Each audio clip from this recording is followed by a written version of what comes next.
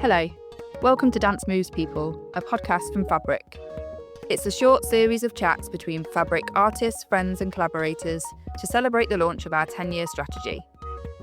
In this, the second of 2 episodes, our former and current festival curators Bill G, Jane Greenfield, Nicky Napier and Paul Russ talk more about the considerations they made and make when programming work and what Nottingham as a place means to the festival. So I want to shift us a little bit into talking about the programming and curatorial processes of the festival itself. I know that in some of our conversation already, we've talked about really centering on being able to engage with artists within their research processes, bringing in experimental forms of dance and live performance that has been influenced or informed by dance, and really bringing in people who haven't had the chance to be programmed within other sorts of dance spaces and making sure that there's platforms for innovative thought. But I really want to dig a bit deeper into these curatorial processes and programming and explore how the festival over the years has maybe done some innovative or disruptive movements within the scene to be able to develop a new engagements of performance and really accept things that maybe weren't previously accepted within the landscape of dance and performance. Not a small question then. No, not at all. Yeah, so Paul. Straight in. Well, maybe as a start of a 10, I think that one of the things, and maybe I touched on it before, in response to who's out there in the world now as a consequence of developing skills and opportunities that were about Nottingham and the festival and Dance 4. But I do think the voices of the many are really pepper through when you look at the festival over the 30 odd years now, you can see that many people have informed what arrives in the programme. So that's about our partners, it's about members of our team, it's acknowledging that there are different voices, different perspectives and lived experiences that do shape ultimately what then is coalesced into the programme and what that ends up being. And I do think there's thoughts about the place, so who, what, where, why is Nottingham, what are we busy with as a city, as a neighbourhood at any one time, what is our host venue potentially also like busy with and what their audience is interested in. And then also, again, referencing that so many things are in research and in process for such a long time that there are ideas that are coming from artists that you know are going to feature in 2 years' time because they've just scratched this great thing and you know you're going to be able to commit to something in a couple of years. And so you take that with you and put it in at that moment. So there's so many kind of routes to how you end up with a programme. For me, and I think maybe for all of us, the joy of programming a festival as opposed to programming a venue provides a different mindset and opportunity in terms of processes and the sort of layering of things, context. I was going to say that, we talked a lot right at the beginning about, working with in the 90s, working with the kind of our peers, our collaborators like the Now Festival and so on. So it's very much a sort of, in a way, a kind of shared vision for Nottingham. Even though we were running our own organisations, there was a sort of shared vision. And I think certainly in the early days for me, programming choices were part of that shared vision because it was so collaborative. Andrew Chetty and I worked very closely together and had conversations together about, work we found interesting, artists that we liked. And so often the fact that you were sort of sharing that interest with somebody else quite possibly led to it being programmed.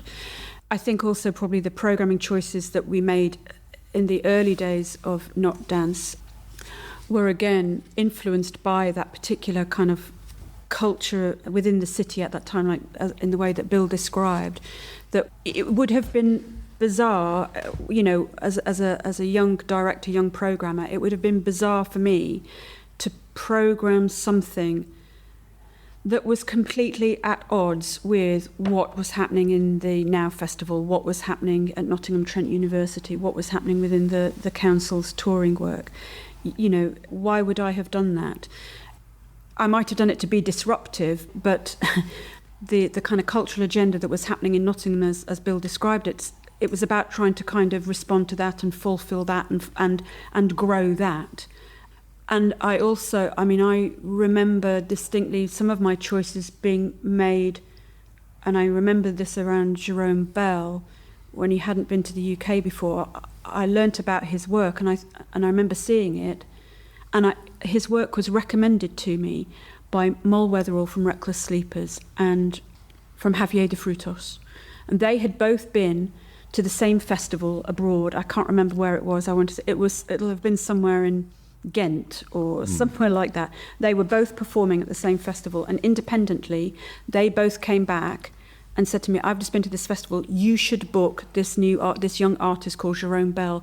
His work is perfect for nottdance. I remember independently them both saying that. And actually at that point we had no money for me to go abroad to see festivals, so I often relied on those artists that were going to festivals. So anyway, I just distinctly remember both of them saying, you will like this work is perfect for the festival. And so I remember then eventually seeing it and thinking, why is nobody programming this work in this country?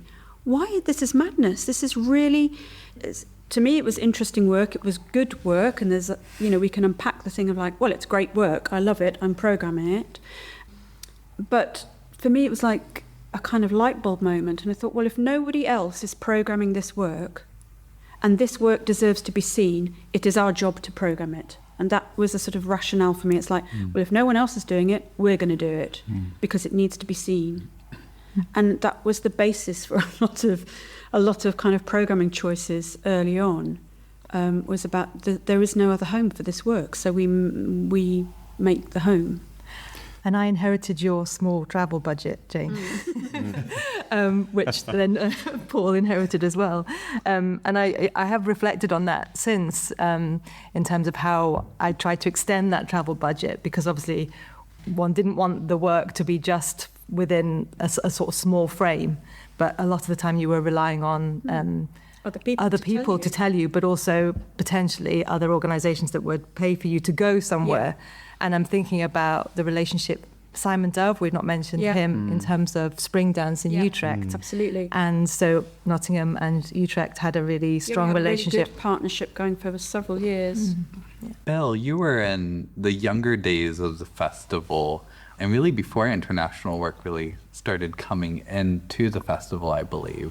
Yeah, and I've just listening to this, I've also been scanning through a couple of the brochures, which obviously are a very good aid memoir, and it's that normal thing, actually. Looking at the festival, there's many of the normal things where you can see, well, actually, there was a regional dance platform, and I remember that regional dance platform was something which we co-curated with Phoenix. So I think those artists were from the wider East Midlands, and they were here in Nottingham, and they were in Leicester. That's sort of pretty normal thing to do. And just looking at this, I remember that there were a series of local commissions that we put commission calls out, not for very much, but I think they were sort of like, there was like one for £5,000 a year and a couple for £2,000 a year. So just seeing locksmith, I know that we supported them for a couple of years. So that was a local commission, and they were artists that had just very recently, like literally I think the previous year, had come out of the creative arts course that Paul was probably just starting, or was maybe in his first year of doing it. And it's interesting that both those artists, Sharon Smith, is one of the core members of Gob Squad now, and Caroline Locke is an academic artist that still works in the East Midlands. It's interesting, that they're that. And then I also see Bodies in Flight, and Bodies in Flight was Sarah Giddins was a key person who we lost last year. But Sarah obviously that's her company was programmed, but in terms of that involvement of making sure that the dance students within the creative arts degree were engaged, she was a key person in those early days for that. So there are lots of these sort of small reasons, but then I look at some of the sort of national things that are programmed there, and things like working with Emmeline Clade, working with Nigel Charnock. I mean, I'm so pleased that those artists specifically came in to the Not Dance program, because I think, again, they are such amazing Not Dance artists, and obviously Nigel's no longer with us, but Professor Emmeline Clade is still making Not Dance work, I would say. And, it's great to see that. And then, I did go to London. Of course I went to London, and like there was a platform event that had been created at the South Bank Centre. The programming of it, or the curation of it, was split between Finn Walker and Emma Gladstone. And I can't remember the name of the platform, but it was sort of like pieces that were like up to 15 minutes long, that they did, some of them in the theatre, some of them were elsewhere, and some of that, and I think that work, I think that's probably where I saw Imlata do something for the first time. So, the festival made an early connection with Imlata dance, which I was very pleased about, and they came to Nottingham a few times in those first years. So, I still do festivals. I don't particularly do dance festivals, but all of those reasons are reasons why you program things within a festival as well, as well as this thing of saying, what is not dance? What is dance? There are other reasons. Of course, there are other reasons why you're presenting some artists. I think also, sorry, Paul, I was just going to say, I think also we shouldn't forget the training institutions that some of us, or certainly people of my generation, were still able to go to when universities and polytechnics had courses in contemporary dance and live art or performance art or theatre making. As a student, I went to Leicester Poly, as it was then, because they did a performing arts degree. Gavin Bryars was the music lecturer. And, we had a dance degree course that changed radically in the first year because Mike Huxley became the head of dance, and suddenly all our tutors were people like Emmeline Clade and, the X6 collective people.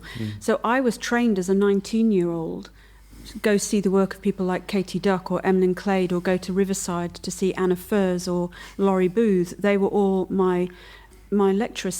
So I came out of that as a 21-year-old. That was my basis. That was my training. And then, of course, Middlesex University had a burgeoning performance art course at the same time. And then, the name escapes me, that's really bad, where Bush Hartshorn trained over in... Cruinall-Sager. No, not Cruinall-Sager. Dartington. Yeah. Dartington, and the people that came out of Dartington, like Bush, who kind of was clearly shaped by the training he had there. Lone Twin. So it goes back to some extent. It goes back, not always, but you can take it back to your own training. I guess that's what I'm saying. I mean, I feel so clear about that in a way. Just even hearing Sarah's name. Yeah.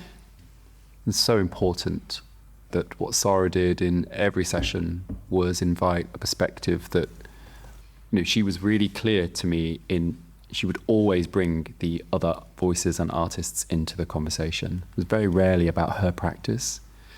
And, the extraordinary artists that would come into sessions because they were part of Not Dance, or they were in residence at Dance 4. So at a really early stage, what I was used to as in a dance training was, copying who was in front of me. At the age of 18, that shifted immediately because of the context that Nottingham Trent created and its partners with Dance 4 and many others, and the artists it introduced. And so I think maybe there's a principle there, isn't there, about always being aware of what others are bringing and listening to what they're curious about And one of the reasons why this conversation feels so vital at this point for us as an organisation is ultimately because as we became Fabric, we didn't want to forget what might have happened before, and ultimately what those very early reasons were for why the festival now exists. I mean, one of the things that I've been thinking about as we speak is that we were bringing international artists here. We're talking about some of these wonderful UK or national artists as well. I remember one of the things that I used to feel frustrated with was that were our UK artists going overseas? And I remember now thinking about that in the context of how they were being valued by my international peers, and therefore what we could do at Not Dance to put things next to each other. And we talk about, the sort of presumably the support that people like Jerome Bell got through the French system. But what was happening here? How were our artists being supported? And I'll always, remember conversations with the amazing Rosemary Butcher and how, I don't feel that she's ever fully been recognised in this country for the incredible artist that she was. And a lot of her support was in Germany with Walter Hoyne at Joint Ventures. And I feel it with all of us that actually there's been a responsibility too, yes, through Dance 4 and through Fabric, of how we, and through the work that you're doing now, Paul, with different programmes that you do up in Edinburgh, etc. You are really supporting the UK scene. But certainly during my time, I was really frustrated. I'd look back at some of the brochures and I sort of wrote letters to, I don't know who it was I was writing to, but I wrote my thoughts in the sort of introduction to sort of get out some of my frustration about how we weren't valuing what we had. We weren't valuing the sort of radical discourse that was happening, and that we were always, as a dance sector, we were leaning towards the mainstream, and how there were allies, as we've talked about, within the sort of live art or interdisciplinary sort of communities, but actually we just needed to shout more loudly. It was really frustrating. And so people like Rosemary and others, they should have been recognised so much more, in the way that Jerome Bell became famous. Why didn't Rosemary and others?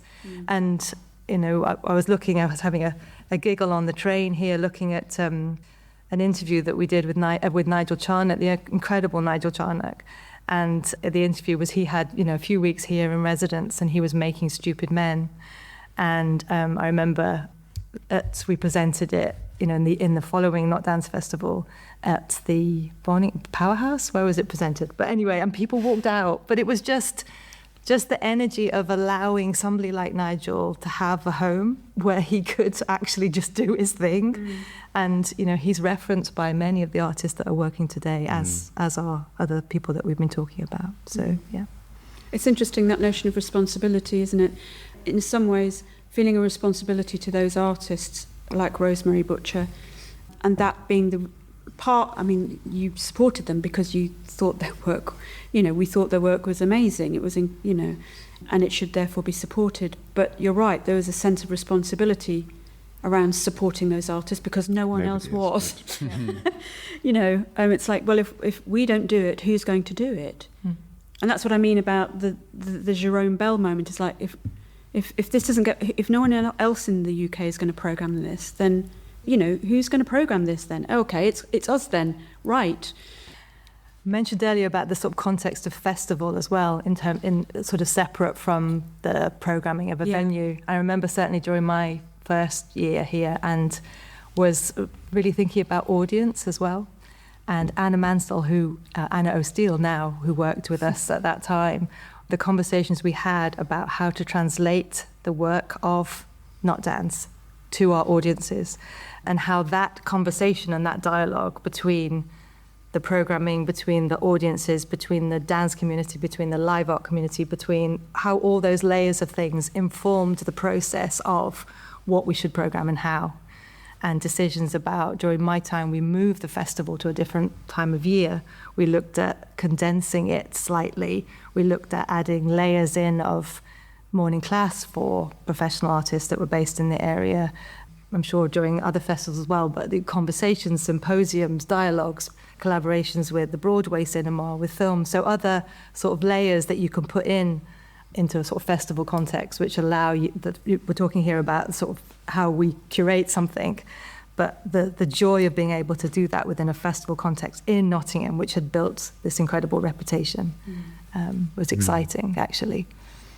So maybe this is a good moment then to talk a little bit more about Nottingham itself and the ways that Nottingham has been able to provide support to the festival, has shaped the festival, maybe even has not been able to provide support to the festival as time has gone on.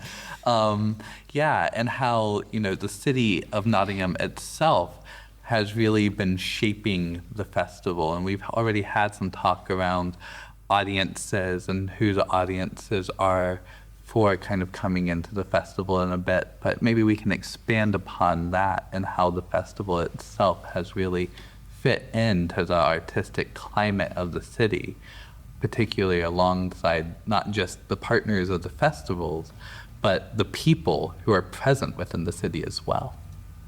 It's been such a long time since I lived here. I don't feel qualified anymore because I don't know,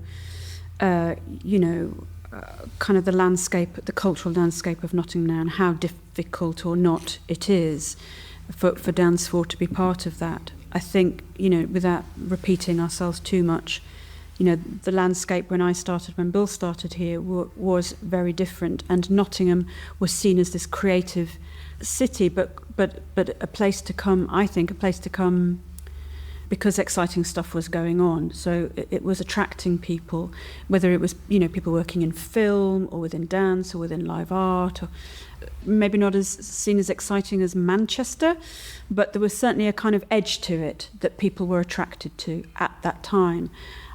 And I don't know, I'm looking at Paul and to some extent Nicky, because, they've been through a different time here in Nottingham culturally, when things have kind of shifted and become harder to some extent in terms of resourcing and supporting. I could certainly talk about some of the curatorial decisions that were made that led on to some of the work that you did, Paul. And actually the sort of decisions about where to put work came out of what you did, Jane, and what you were doing, Bill. I remember that my first festival, we had a piece of work that was called Future by an artist called Villy Dorner, and it was based in Sneinton Market. And it was a collaboration with Nottingham Trent and Mixed Reality Lab, I think they were called. And that work came out of a response to the regeneration that was happening. So it's pre this building that we're in now in Dalkeith Street, when we were based down near Sneinton Market. And for that first festival, there was a number of things that we were placing out in the city as well that was very much responding, both from an audience point of view in terms of making sure the audience could interact more directly with the festival. So we had the amazing Adrian Howells had his salon Adrienne in a hairdresser's down very close to where the original office, which was called Preset, was. We had films at the Broadway. We also had a piece from a Brazilian artist which was about people walking around the East Side. Blast Theory were doing their thing. Gob Squad did their thing. We also had Maria Larabot in that first year as well, who did a piece called 40 Espontaneous, working with 40 people over 40. And that was a community project, but within the context of Larabot's work. And that continued as a sort of theme over those years, which was pre the Capital campaign. The following year, we had a project called Open City, which was with Katie Doubleday, Andrew Brown, Simone Kenyon. We had stuff at Woollerton Hall. And then in another year later, we looked at sort of audiences as curators of the festival too, obviously within a context of offering them a sort of menu of things to choose from. And then we had a project which was called, I remember Wendy Houston in a shop, which I think was probably your festival, Jane. I remember looking after Wendy in a deserted shop, Wendy Houston in a deserted shop. And then we had a piece called Store, which was from Japanese artists. And I know that work continued with you, Paul, in terms of like placing things in the city and responding to and working with the city and working with partners. It makes me think of community dance and how often it speaks to a little bit, I think, of the perception of Dance 4 that we as an organisation didn't do it. We didn't do community dance. And I think one of the things that the organisation has always done and continues to do is brilliant community dance by inviting artists and members of the public in whatever guise they live in and community they live in and lived experience they come from, to be in conversation together about what dance can be. And some of those things have just been beautiful. So I remember coming in my first year, street dance by Lone Twin. Yeah. And it was this glorious thing where I knew that emerged from dialogues that you were having, Nicky, but also Jane, you were working with a company at the time. There's this gift of this project right in year one that really revealed to me what is possible when you invite members of the public to have these extraordinary conversations. And that has quite literally lasted as a principle in every iteration. How do you invite someone who will never have maybe experienced this conversation and this practice before to be present with this thing called dance, or this organisation called Dance 4, now Fabric, and in this festival? And yeah, I think that often we've not been clearer that some of those practices have been really important in shaping the work. It's lovely that you mentioned that, because I also so actually I think we have found a piece of work that we all absolutely connect on there, because I remember coming to see that work and being incredibly struck by it. And it's very interesting just sitting here, because actually it's just essentially that community is just over the hill from here. So it was very prescient that was the place that was decided, or however that decision was made to work in that place was made. But yeah, that was. And what was interesting about that project was, I can't quite remember whether we had an option to kind of look at locating it in different places around Nottingham. And at that time, Sneinton, was considered a tough place to do anything, but for all sorts of reasons. And so we were taking a risk by putting it there that no one would be interested, that there'd be a lot of hostility, all these kind of preconceptions, and that our lives could have been easier if we'd have done it in Mapley, or somewhere like that, because you'd have been amongst kind of middle class people who would think it would be a lovely idea, and of course it was amazing. And part of it being amazing was because of its location and those people in it who had never, ever experienced anything like that. I mean, let alone come to the Not Dance Festival or met somebody like Lone Twin. And it was astounding. So I think you're right. I think that's a fantastic example of Dance 4's way of doing what was then probably called community outreach or audience development, community outreach project or something like that. That's Dance 4's way of doing it. It probably didn't align with a lot of other community dance or community arts projects, but it felt very much like that was the way that we would do it, I think. Yeah. It sat very comfortably within our Yeah. way of presenting what dance could be. Sure. I think there's something about what it reveals about lives and places. There's an ongoing tension, I think, between going into a community, engaging with people on a great one-off project. There's a kind of concern, I suppose, that exists in all of kind of our work in dance, maybe in broader arts, about you go in once and then you leave, and then what's left. And I think I take comfort, I suppose, in that in those moments something has beautifully changed. Now, you don't know what those things are necessarily, but to hear anecdotes 15 years later that person still dances, or that person still remembers going down that road and watching something that was, 100 people were standing outside their house, watching their neighbours dance together. So something's possible about that place and with those people. And that, for me, feels worthwhile. Like, there is real value in that. We didn't have to then build a dance house at the top of the road and give everyone free dance classes every week. You know, something still has changed and is impactful for that place and those people. I just wonder something else that obviously did happen in Nottingham in terms of the cultural infrastructure was, as it, you know, there was a big thing across the country, but there was a big push in the East Midlands because there was a thing called the RDA, and the Arts Council had capital funds and was working very strongly with the RDA, and there was a very good relationship between those agencies. So there was a real push to capital. So, you know, something like having Nottingham Contemporary and, say, the space that we were in last night for the extraordinary performance last night, or I don't think that would have existed also without Not Dance, Now Festival, Bonington Gallery, Powerhouse, all of that. But it then becomes solidified into a major cultural organisation. And you've got New Art Exchange, you know, and obviously we're now sitting in this, which is wonderful, but it's not of that. You know, it's somewhere in the middle in terms of scale. But I think that did perhaps solidify things a bit more than they were before. Actually, having that built cultural infrastructure then sort of means that you have to also work with it.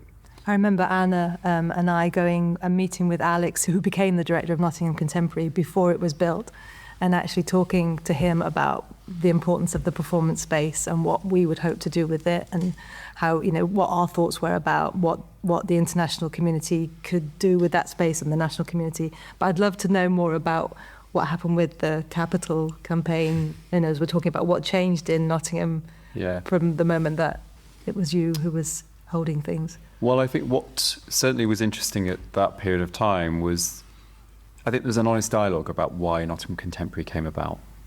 I think it was understood that that was only being made possible because of what had happened in the 80s and 90s in this city.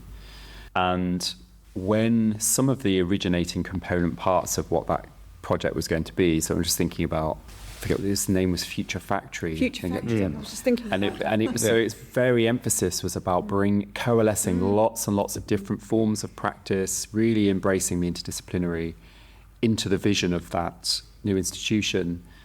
When I suppose that in a way, for whatever reason, didn't materialise, and what it became was a contemporary art facility. And that happened in Manchester because, I mean, Aviva Studios is called now, but Aviva Studios is the factory.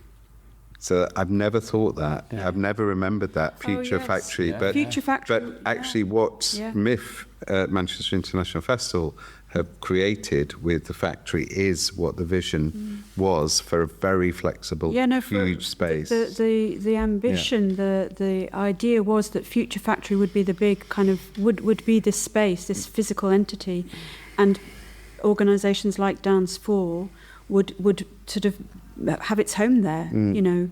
And it was very exciting as a concept, but it ultimately didn't.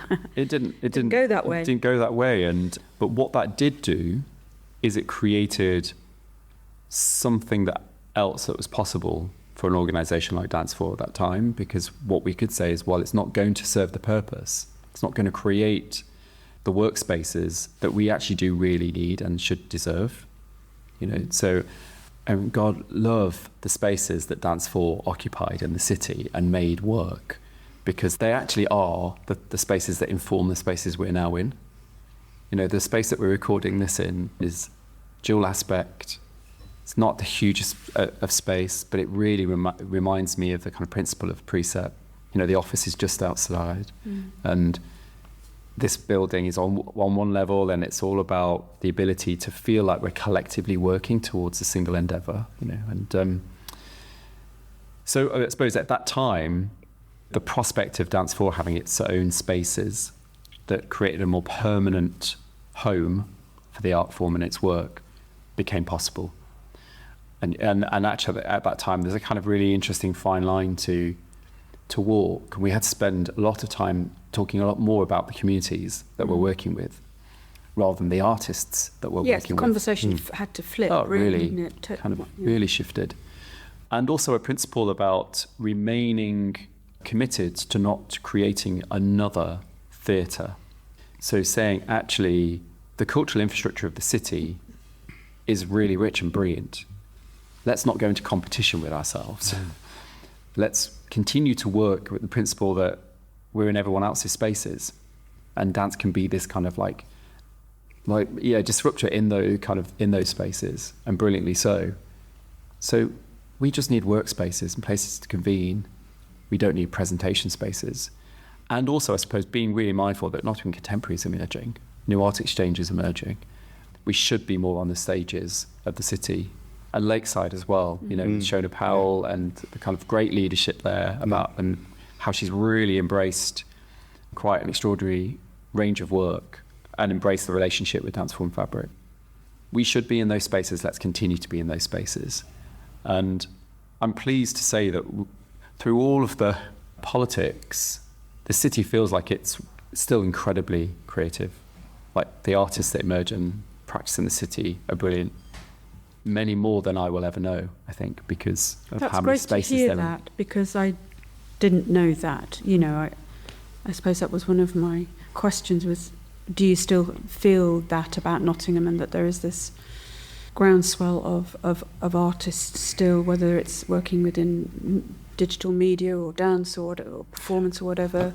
I mean, there's still an incredible visual art scene here, and I use visual arts in a really expanded way. Yes. Yeah.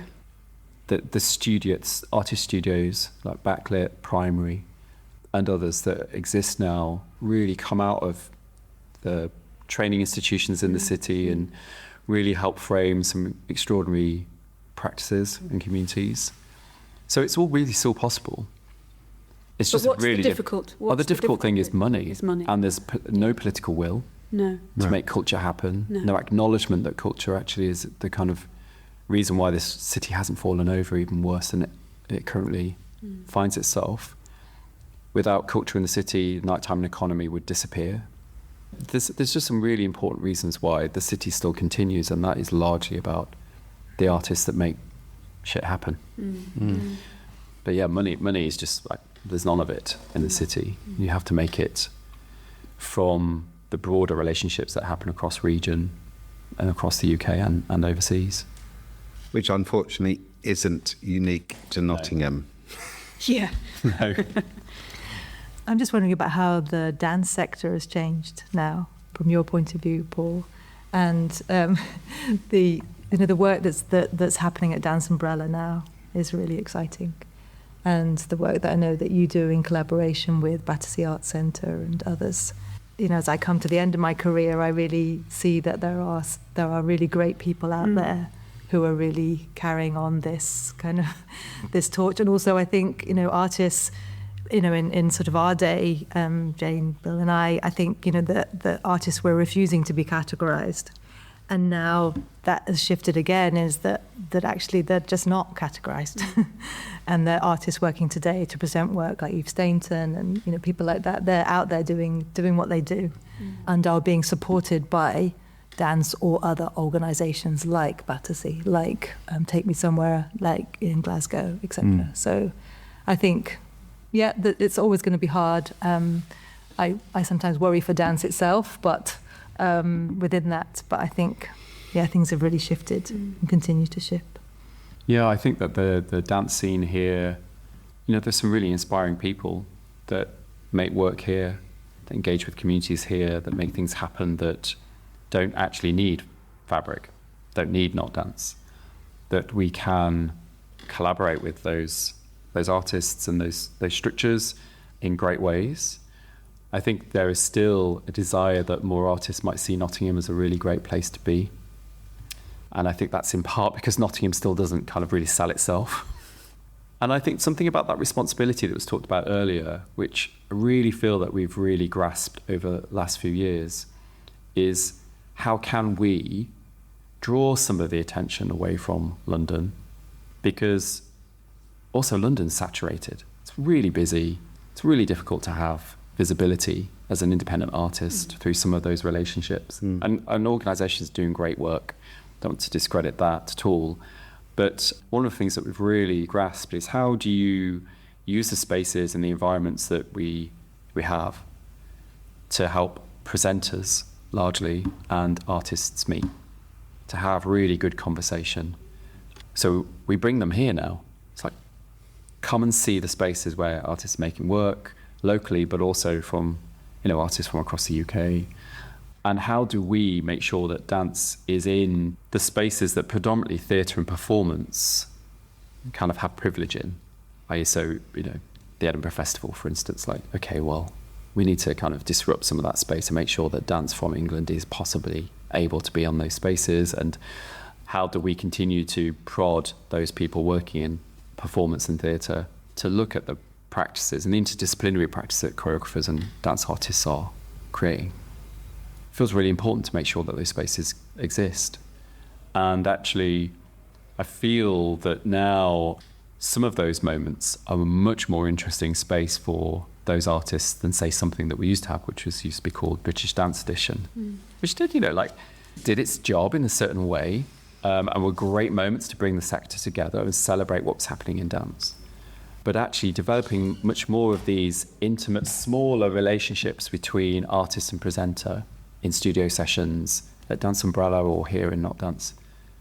That's just done something to shift and to reveal some of the practices that are being made by artists here, rather away from the kind of traditional ways of selling a dance company through one of those big platforms. That's really encouraging to hear. As someone who's really not engaged with the sector for many years, that's really exciting to hear. I've engaged with the sector, but because of my, work in the outdoors, the outdoor sector has hugely welcomed those dance companies that have wanted to make work for the outdoors, and often that is because of its non-text-based nature, and so that often means it can work really well.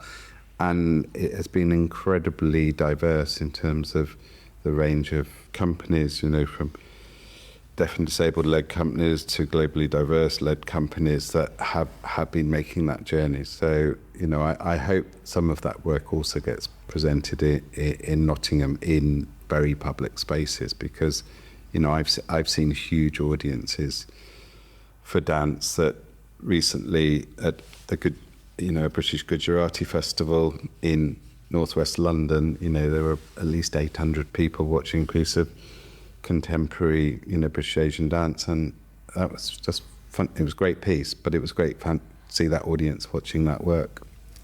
Maybe as a point towards the end of our conversation and really looking forward to the future, I'm curious maybe what we hope that dance arts and experimental arts, such as Not Dance Festival, might hold for us in the future, kind of going on from this moment. Whether or not you're engaging with the act of programming that right now, but just looking forward a little bit and what you're hoping might come out of some of this experimental engagement as we continue to hopefully grow and develop projects like this one. So for me, I'm just going to echo some of the past and some of the work that has taken place in the non-formal places of presentation in the city of Nottingham. And I feel that I know it's hard for presenting organisations sometimes to work in those spaces because there are so many barriers to working in those spaces. It's often far easier to work in a gallery or a prescribed performance space, but I genuinely believe that is a way of developing audience and a far wider range of people engaging with the practice. And I think that's being totally true to what Not Dance has been for more than 30 years. And I'm thinking about the artists that are leaders now. I mean, artists have always led, but I'm feeling the leadership of artists, independent artists now more and more. And I hope that continues, artists as curators and also artists making their own work, artists supporting each other, artists helping each other produce work, artists stepping into access support roles, thinking about the artists that have been marginalised and those voices that are now coming through, and how they're supporting each other, and how organisations are supporting artists that have been excluded from our world, from our sector, and for work to be more accessible for audiences, to be thought of in the broadest sense. So how the work has to have, when it can, integrated audio description and British Sign Language, and has to be sensory safe spaces and has to support and recognise those artists and those audiences that have not felt comfortable to come into those spaces. One of the organisations, the festivals, everybody's thinking about it, and the artists are really leading that too, and that makes me very happy. I mean, again, I suppose I think of it from an artist's perspective. I know it's much more difficult for artists to make work now, or to find people that will present their work necessarily. So I know it's easy for me to say this, but I think is for artists to just do the thing they want to do. And if you have an idea, stick with it. It's not even that. It's about, just do the thing you want to do. because if there are some stubborn people out there, whether they're making work or presenting work or supporting work, it's often the stubborn people that keep this kind of work going, because they don't necessarily conform. So I think it's just a call to artists to keep doing what they're doing and not worry whether it's dance or not. Basically, don't worry about it. Yeah, don't worry about the dance. Dance will happen anyway, in a way, as a consequence of making it happen, like doing the thing that you believe in and seeing it through. I think for me, there is, in all of this moment, there's something where I still feel there's a little bit of recovery happening. I don't want to really unpick anything that's about the last 5 or 6 years, but certainly it's meant that we've sometimes forgotten who our friends are, stopped saying hello to people. And so there's something for me about how something like Not Dance enables us to still meet new people and to form new connections and to create space for other people to have leadership and steward things. So that feels really important still, because it feels like that's what the festival's done for a really long time.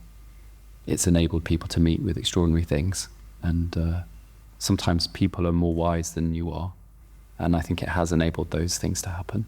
It's invited those voices in and those relationships. So long may that continue, I suppose.